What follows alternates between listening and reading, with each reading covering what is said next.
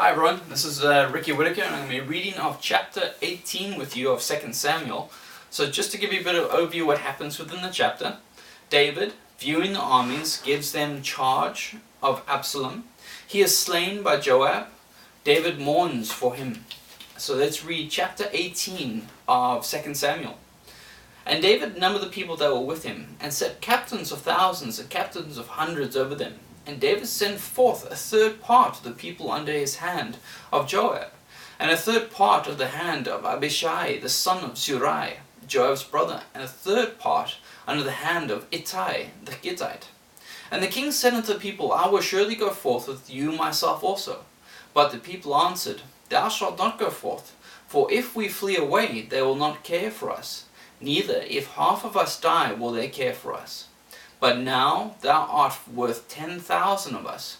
Therefore now it is better that thou succour us out of the city. And the king said unto them, What seemeth you best I will do. And the king stood by the gate side, and all the people came out by hundreds and by thousands. And the king commanded Joab and Abishai and Ittai, saying, Deal gently for my sake with the young man, even with Absalom. And all the people heard when the king gave all the captains charge concerning Absalom. So the people went out into the field against Israel, and the battle was in the wood of Ephraim, where the people of Israel were slain before the servants of David, and there was there a great slaughter that day of 20,000 men. For the battle was there scattered over the face of all the country, and the wood devoured more people that day than the sword devoured. And Absalom met the servants of David, and Absalom rode upon a mule, and the mule went under the thick boughs of a great oak, and his head caught hold of the oak, and he was taken up between the heaven and the earth. And the mule that was under him went away. And a certain man saw it, and told Joab, and said, Behold, I saw Absalom hanged in the oak. And Joab sent unto the man that told him, and behold, thou sawest him, and why didst thou not smite him there to the ground? And I would have given thee 10 shekels of silver and a girdle. And the man said unto Joab, I should receive 1,000 shekels of silver in mine hand, yet would I not put forth my hand against the king's son.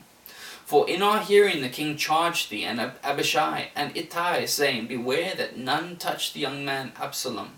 Otherwise I should have wrought falsehood against my own life. For there is no matter hidden from the king, that thou self wouldest have set thyself against me. Then said Joab, I may not tarry thus with thee. And he took 3 darts in his hand, and thrust them through the heart of Absalom, while he was yet alive in the midst of the oak. And 10 young men that bare Joab's armor compassed about, and smote Absalom, and slew him. And Joab blew the trumpet, and the people returned from pursuing after Israel, for Joab held back the people. And they took Absalom, and cast him into a great pit in the wood, and laid a very great heap of stones upon him. And all Israel fled, every one to his tent. Now Absalom in his lifetime had taken and reared up for himself a pillar, which is in the king's dale. For he said, I have no son to keep my name in remembrance. And he called the pillar after his own name, and it is called unto this day Absalom's place. Then said Ahimaaz the son of Zadok, Let me now run and bear the king tidings, how that the Lord hath avenged him of his enemies. And Joab said unto him, Thou shalt not bear tidings this day, but thou shalt bear tidings another day. But this day thou shalt bear no tidings, because the king's son is dead. Then said Joab to Cushi, Go tell the king that thou hast seen. And Cushi bowed himself unto Joab, and ran. Then said Ahimaaz the son of Zadok yet again to Joab, But howsoever let me, I pray thee, also run after Cushi. And Joab said, Wherefore wilt thou run, my son, seeing that thou hast no tidings ready? But howsoever, said he, let me run. And he said unto him, Run. Then Ahimaaz ran by the way of the plain, and overran Cushi. And David sat between the 2 gates, and the watchman went up to the roof over the gate, unto the wall, and lifted up his eyes, and looked, and behold, a man running alone. And the watchman cried, and told the king. And the king said, If he be alone, there is tidings in his mouth. And he came apace, and drew near. And the watchman saw another man running, and the watchman called unto the porter, and said, Behold, another man running alone. And the king said, He also bringeth tidings.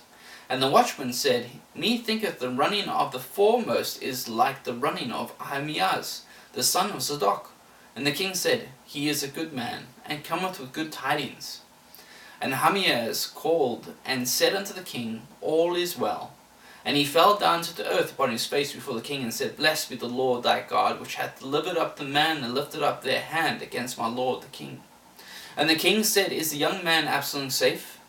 And Ahimaaz answered, When Joab sent the king's servant, and me thy servant, I saw a great turmoil, but I knew not what it was. And the king said unto him, Turn aside and stand here. And he turned aside and stood still. And behold, Cushai came, and Cushai said, Tidings, my lord the king, for the Lord hath avenged thee this day of all them that rose up against thee. And the king said unto Cushai, Is the young man Absalom safe? And Cushai answered, The enemies of my lord the king, and all that rise against thee, to do thee hurt, be as that young man is. And the king was much moved, and went up to the chamber over the gate, and wept. And as he went thus, he said, O my son Absalom, my son Absalom, would God I had died for thee. O Absalom, my son, my son. That was chapter 18 of 2 Samuel.